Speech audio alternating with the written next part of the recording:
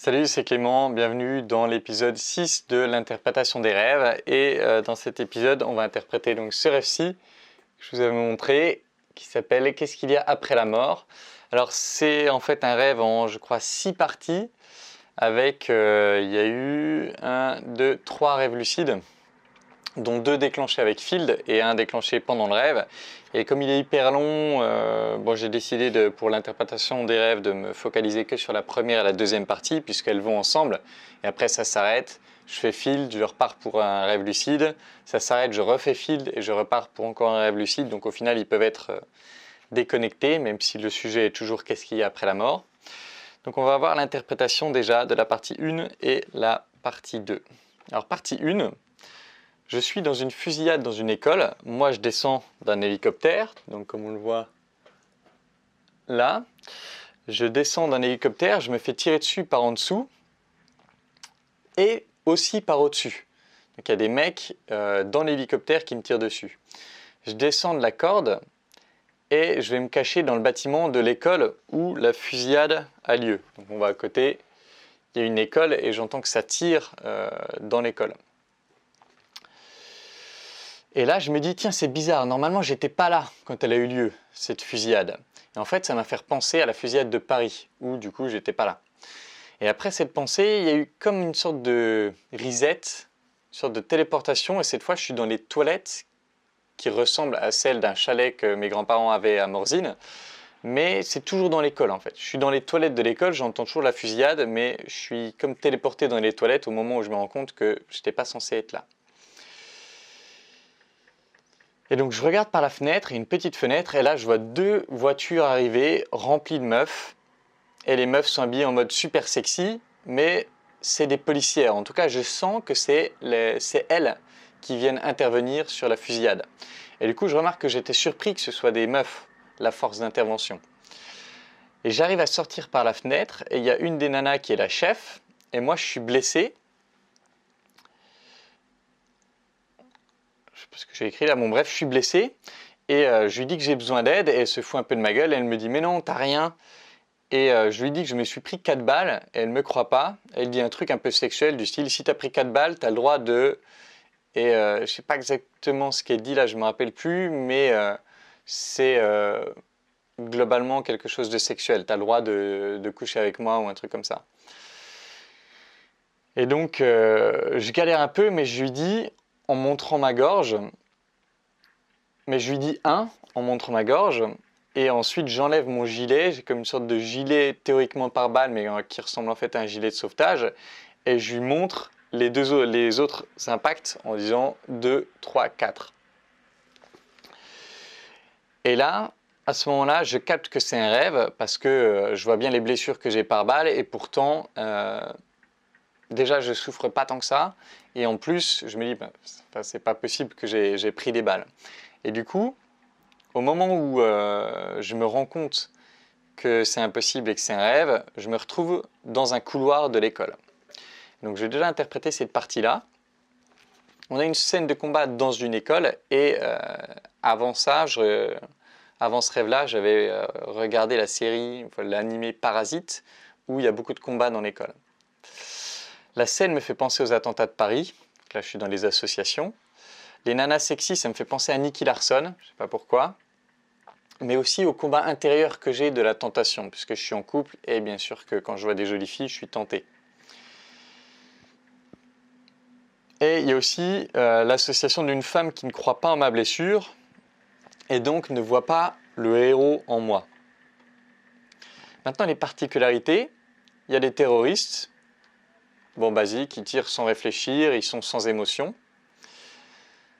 Il y a la corde à laquelle je me pends pour descendre de l'hélicoptère, et j'écris « Je ne suis pas vraiment mobile, je suis piégé entre 2 groupes d'ennemis, je ne suis pas en contrôle tant que je ne saute pas, je suis suspendu dans le vide et en plus je reste accroché, et plus je reste accroché, plus je subis les tirs facilement. » L'école, c'est un grand lieu isolé, difficulté de se cacher car c'est très ouvert, c'est rempli de terroristes et de victimes potentielles, mais c'est aussi un lieu d'éducation. Les toilettes, c'est un lieu protégé, calme pour temporiser, avec une ouverture et une vue sur l'extérieur, possibilité de s'en sortir. Les voitures des nanas, c'est des voitures de sport, des décapotables, des voitures rapides. Et Voilà, ça fait penser à la force d'intervention. Les femmes, elles sont sexy, très féminines, et pourtant avec une vraie force d'intervention. Je sens qu'elles sont les policières, le SWAT, la force qui va bloquer l'attaque. La chef, elle est moqueuse, challengeante, mais elle est très sexualisée aussi. Et les impacts de balles, je ne les sens pas dans le rêve, mais je m'en sers pour jouer le rôle de la victime, pour acquérir de l'admiration, voire de l'amour, voire du sexe. Donc je vous avais sorti cette vidéo « Êtes-vous une victime ?» où je vous parlais de ça, et en fait j'avais oublié que je n'avais pas encore fait l'interprétation de ce rêve. Et donc vous voyez assez rapidement l'interprétation possible de ça. Et du coup, interprétation, je suis assailli par les tentations, je m'accroche à une corde, puis je saute, mais je me sais pas de taille, donc je vais me cacher dans les toilettes. Et quand les femmes arrivent pour me libérer, je vais demander à une de s'occuper de moi et chercher l'admiration en montrant mes blessures. Et ce que je déduis de ça, c'est que je suis trop attiré par les femmes parce que je cherche, à travers leur validation, à être rassuré sur la réalité de mon évolution. C'est un truc que j'ai un peu perçu dernièrement et que je trouve qui ressort dans ce rêve. C'est comme si je veux être rassuré sur le fait qu'on me voit bien comme la version évoluée de moi-même que je pense être. C'est-à-dire que je pense m'être vraiment beaucoup développé, mais c'est comme s'il y a une petite partie de moi qui recherche que les autres valident. Oui, tu as vraiment bien changé. Donc je viens pour intervenir. Je pense avoir une équipe avec moi, mais je me fais tirer dessus. Je me fais tirer dessus par en bas, mais j'ai aussi la surprise de me faire tirer dessus par en haut. Donc je me fais tirer dessus par l'hélicoptère, qui est censé être mon équipe. Donc des terroristes ont infiltré ce qui est censé être mon équipe. Ça peut être une trahison, ou en tout cas un retournement de situation. Je suis obligé de sauter plus tôt que prévu et courir dans l'école, mais cette fois je n'ai plus aucun pouvoir d'intervention. Et je vais donc me cacher. Puis quand arrive le renfort, je suis surpris que ce soit des femmes. Donc d'une certaine façon, je les sous-estime de base. Et ensuite, le désir s'empare de moi et faute de pouvoir les séduire par ma force et mon niveau, j'essaie de les avoir par la compassion du martyr. C'est clairement mentionné que si ma blessure est validée, j'obtiendrai le sexe. Et du coup, là, c'est pas encore très clair pour moi. Je me suis demandé que représente cette équipe qui sont en fait mes ennemis dans l'hélicoptère, et je sais pas. Pourquoi la force d'intervention sont des femmes sexy? Et aussi, pourquoi est-ce que je vais chercher l'aide? Pourquoi est-ce que je vais chercher vers elles cette approbation, même si je pense que c'est dû à ça, au fait de vouloir valider que oui, j'ai bien changé. Donc voilà pour l'interprétation de la première partie. Et donc, comme je vous dis, je vois mes blessures, j'ai pas mal, je me dis c'est pas possible, je deviens lucide. Et donc là, on entre dans la deuxième partie, qui est celle que j'ai dessinée au-dessus. Alors, je ne sais pas si vous avez remarqué, mais je ne sais pas pourquoi je dessine mes rêves de haut en bas. De haut en bas et dans ce sens-là. Alors, donc je deviens lucide, et là je me frotte les mains, je suis dans un couloir de l'école, je me frotte les mains, et je repense à la technique de Thomas. Donc en fait, j'avais fait une interview avec Thomas, et il avait partagé une technique pour prolonger le rêve, mais après que j'ai coupé la vidéo. Et donc je repense à la technique de Thomas, je ramasse un objet pour me focaliser dessus et augmenter la lucidité. Il se trouve que je ramasse une vieille brosse à dents, et je me focalise dessus, et je sens que ça marche vraiment hyper bien. Ensuite, je sors de l'école et je remonte la pente le long de l'école. Et j'arrive devant un bar, un peu en mode chalet, fréquenté par des villageois, un peu les styles chasseurs du PMU. J'arrive pour poser mes questions, et au début, ils me refoulent en disant « non, c'est fermé ». Et je dis « mais j'ai juste une question et j'ai un peu de mal », mais je finis par poser ma question depuis l'extérieur du bar. C'est un chalet ouvert, un peu comme un marché de Noël. Et donc je demande « qu'est-ce qu'il y a après la mort ?» Et donc on me répond « tu obtiens un permis de hier ». Et je comprends que c'est un permis de chasse. Et là, je note immédiatement, ça me fait penser à une phrase de Dan Millman qui dit « Quand tu meurs, tu seras au même endroit où tu étais quand tu es né ». Et donc j'essaie de noter la réponse dans le rêve en espérant m'en rappeler mieux une fois réveillé. Donc je me réveille. Particularité, le chalet, j'ai noté, c'est la campagne, les chasseurs, bar de mecs de PMU. Mais voilà, à part ça, j'avais pas grand-chose là-dessus. Mais l'interprétation, du coup, je trouvais que c'était difficile à dire. Il y a cette partie avec le jeu de mots sur hier, parce qu'en fait, hier, c'est une ville. Donc ce qu'il me dit, c'est tu obtiens un permis de chasse pour hier. Mais voilà, ça m'a fait directement penser à cette phrase de Dan Millman. Quand tu meurs, tu seras au même endroit que tu étais. Tu seras au même endroit qu'où tu étais quand tu es né. Et c'est un truc qu'il m'avait dit quand je l'ai interviewé au Costa Rica. Et on avait fait des méditations sur la mort là-bas. Et donc il me dit, voilà, quand tu meurs, tu vas revenir en fait où tu étais before you were born. Et, et là, quand le mec me répond, tu obtiens un permis de hier, ben, je vois directement le jeu de mots entre hier, le lieu, et hier, le jour d'avant. Donc je me dis, ok, tu obtiens un permis pour chasser le jour d'avant, tu obtiens un permis quelque part pour jouer, même si j'aime pas la chasse, mais pour jouer dans le monde de hier. Et du coup, qu'est-ce qui se passe quand on meurt? On retourne à hier, on retourne à où on était avant qu'on soit né. Donc évidemment, je ne pense pas qu'il soit possible d'avoir la vraie réponse dans le rêve. Je ne suis pas en train de vous dire « Ah ben c'est bon, il m'a dit exactement ce qui se passait quand on meurt ». Mais juste, je trouve que ça donne des idées, ça fait réfléchir. Et là, il se trouve que ça fait écho à ce que m'avait dit Dan Millman et ça fait vraiment sens. Ok, tu peux continuer de jouer dans le monde de hier.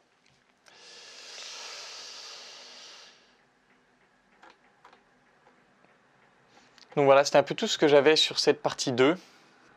Et c'était la première fois que j'ai posé directement cette question, qu'est-ce qui se passe après la mort? Et dans les rêves suivants, j'ai posé aussi la question, dans les rêves field. Et peut-être je peux juste vous partager la réponse.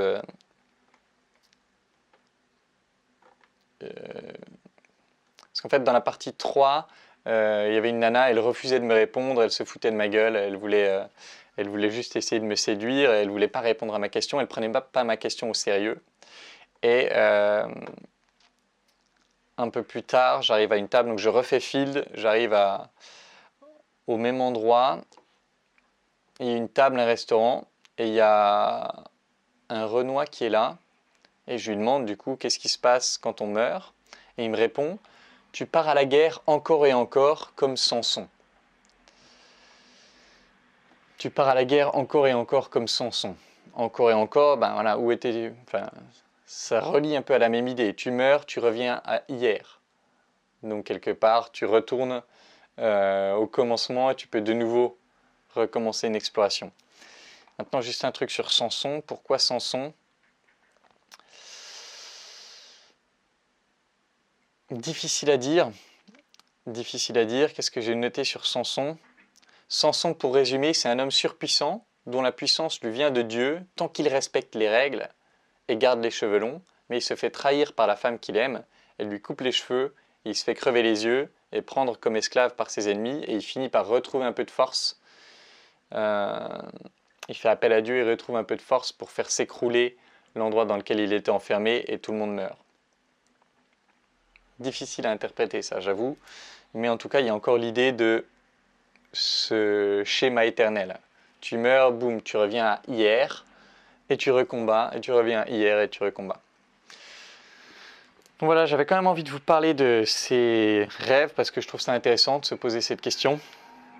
Même si, évidemment, qu'est-ce qu'on peut en faire, je ne sais pas, mais ça fait réfléchir, je trouvais ça cool, et du coup, j'avais envie de vous les partager. Et maintenant, dans l'interprétation des rêves numéro 6, alors mon dessin est vraiment encore pire que les autres, mais je vais quand même vous montrer, si vous voulez tenter de le deviner. J'essaie d'obtenir qui change la couleur. Donc la photo de classe des animaux, se laisser manger par le monstre. Donc rappelez-vous, je les écris de bas vers le haut, donc c'est ça en premier et ça ensuite. Voilà, je ne sais pas si vous pouvez... c'est très simple, hein, c'est très basique et très court comme rêve. Et quelque part, le titre va un peu tout dire, donc il n'y aura pas énormément à deviner dans ce rêve. Mais si vous voulez vous entraîner, ou juste vous amuser, jouer un peu, vous pouvez tenter de deviner ce rêve et j'en ferai l'interprétation mercredi prochain. Et voilà, c'est tout pour cette vidéo. J'espère qu'elle vous aura plu. Si c'est le cas, n'hésitez pas à la partager, à parler de mon travail aux gens. Et en attendant la prochaine vidéo, je vous embrasse et je vous dis à bientôt. Ciao.